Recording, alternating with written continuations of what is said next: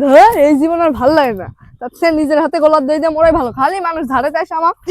এই শালা পুকুরে মাছ মরছে, এই আমের গাছে আবার কোন শালা মরছে রে? কি আল্লাহ ভাইস্তে, কেরে ভাইস্তে তুই গোলা ধরে দিচ্ছু কে? আরে কাকা আমি মরছি।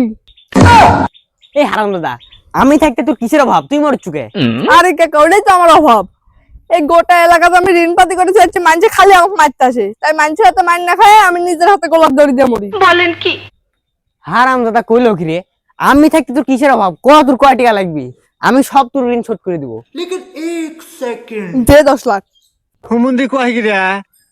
হারাম দাদা ওই দড়ি দিয়ে তুমি মারতে পারবো না তো, ওইটা শিখানো যাচ্ছে, সাথে দেই ডাউলি। এই শালা তো মেলা খারাপ রে, ভাবলো টেকা দিয়ে ঋণটা তুই শোধ করে দিবি নি, আমি দৌড়ে আইটা জোড়াই দিল হাতে, এবার এটা দিয়ে মরে। দাঁড়া দুইটা জোড়াই দিয়ে একসাথে।